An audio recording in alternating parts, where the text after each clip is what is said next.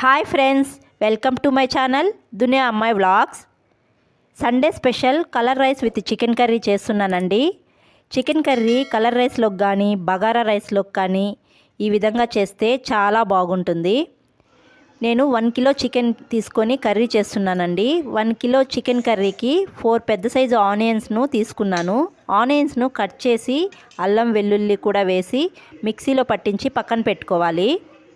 తర్వాత అదే మిక్సీ జార్లో 4 టమాటాసు, పుదీనా, కొత్తిమీర, వేయించిన గసగసాలు, కాజు వేసి మిక్సీలో మెత్తగా పేస్ట్ చేసుకొని పక్కన పెట్టుకోవాలి.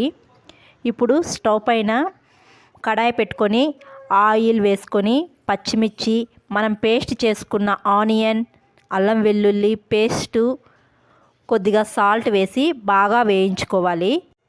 తర్వాత వాష్ చేసిన చికెన్ వేసి సాల్టు, పసుపు వేసి వేయించి మూత పెట్టి మధ్యలో కలుపుతూ ఉండాలి.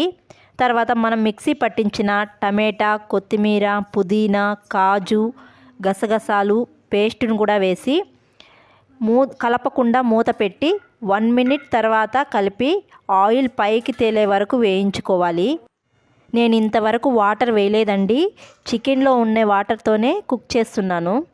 తర్వాత red chilli powder 2 spoons, dhania powder 2 spoons, garam masala 1 spoon, వేయించిన జీలకర్ర పొడి 1 స్పూన్ వేసి మూత పెట్టి మధ్యలో కలుపుతూ నూనె పైకి తేలే వరకు వేయించుకోవాలి.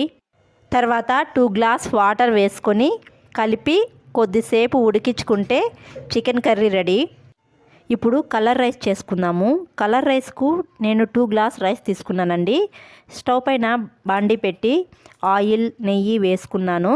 తర్వాత సన్నగా కట్ చేసిన ఆనియన్స్, పచ్చిమిర్చి, గరం మసాలాలు, సాల్ట్ వేసి ఆనియన్ గోల్డెన్ కలర్ వచ్చే వరకు వేయించుకోవాలి. తర్వాత అల్లం వెల్లుల్లి పేస్ట్ 2 స్పూన్స్ వేసి పచ్చివాసన పోయేదాకా వేయించుకోవాలి.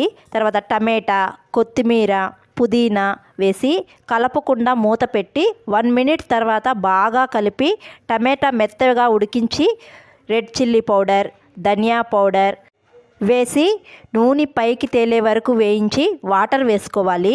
1 గ్లాస్ రైస్కు 1.5 గ్లాస్ వాటర్ వేసుకోవాలి. కొత్త రైస్ అయితే 1.5 గ్లాస్ వాటర్ వేసుకోవాలి. పాత రైస్ అయితే 1 గ్లాస్ రైస్కి 2 గ్లాస్ వాటర్ వేసుకోవాలి. సాల్ట్ వేసి ఎసురు బాగా తెల్లుతున్నప్పుడు రైస్ కూడా వేసుకొని బాగా కలిపి మూత పెట్టి రైస్ దగ్గర పడే వరకు ఉడికించుకోవాలి.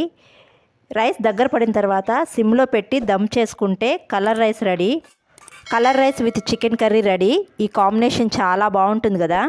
చికెన్ కర్రీ ఇలా చేస్తే కలర్ రైస్లోకి కానీ బగారా రైస్లోకి కానీ బిర్యానీలోకి కానీ చాలా బాగుంటుంది. వీడియో నచ్చితే లైక్ చేసి సబ్స్క్రైబ్ చేసి బెల్ ఐకాన్ క్లిక్ చేయండి. Thank you for watching. Bye.